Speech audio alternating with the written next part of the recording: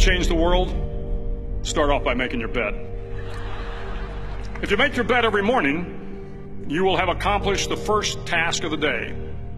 It will give you a small sense of pride, and it will encourage you to do another task, and another, and another. And by the end of the day, that one task completed will have turned into many tasks completed. Making your bed will also reinforce the fact that the little things in life matter. If you can't do the little things right, you'll never be able to do the big things right. And if by chance you have a miserable day, you will come home to a bed that is made, that you made. And a made bed gives you encouragement that tomorrow will be better. To pass SEAL training, there are a series of long swims that must be completed. One is the night swim. Before the swim, the instructors joyfully brief the students on all the species of sharks that inhabit the waters off San Clemente. They assure you, however, that no student has ever been eaten by a shark, at least not that they can remember. But you are also taught that if a shark begins to circle your position, stand your ground. Do not swim away. Do not act afraid. And if the shark, hungry for a midnight snack, darts towards you, then summons up all your strength and punch him in the snout, and he will turn and swim away. There are a lot of sharks in the world. If you hope to complete the swim, you will have to deal with them. So if you want to change the world, don't back down from the sharks. Over a few weeks of difficult training, my SEAL class, which started with 150 men, was down to just 42. There were now 6 boat crews of 7 men each. I was in the boat with the tall guys, but the best boat crew we had was made up of the little guys, the Munchkin crew, we called them. No one was over 5'5". The Munchkin boat crew had 1 American Indian, 1 African American, 1 Polish American, 1 Greek American, 1 Italian American, and 2 tough kids from the Midwest. They out-paddled, outran, and outswam all the other boat crews.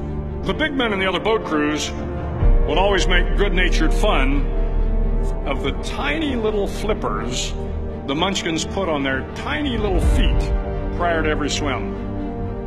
But somehow these little guys from every corner of the nation and the world always had the last laugh, swimming faster than everyone and reaching the shore long before the rest of us. SEAL training was a great equalizer.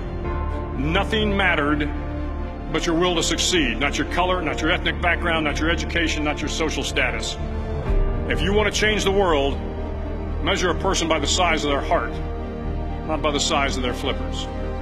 The 9th week of training is referred to as Hell Week. It is 6 days of no sleep, constant physical and mental harassment, and 1 special day at the Mud Flats.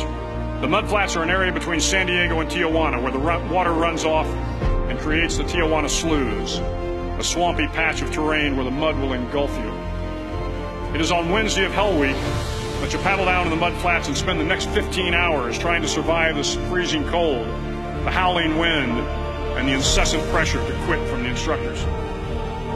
As the sun began to set that Wednesday evening, my training class, having committed some egregious infraction to rules, was ordered into the mud. The mud consumed each man till there was nothing visible but our heads. The instructors told us we could leave the mud if only 5 men would quit. Only 5 men, just 5 men, and we could get out of the oppressive cold. Looking around the mud flat, it was apparent that some students were about to give up.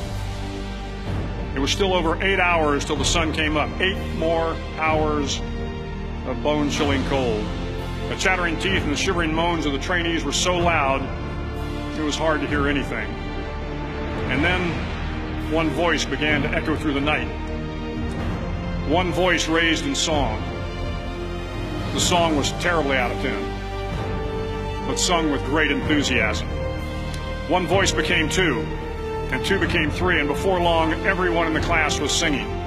The instructors threatened us with more time in the mud if we kept up the singing, but the singing persisted, and somehow the mud seemed a little warmer, and the wind a little tamer, and the dawn not so far away.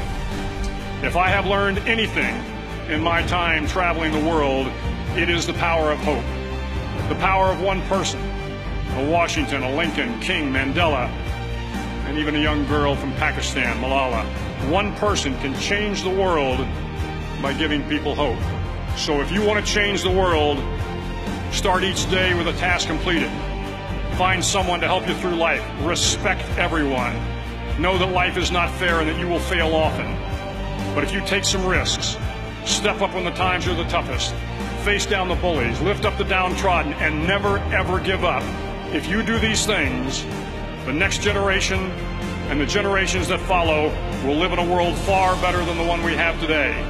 And what started here will indeed have changed the world for the better.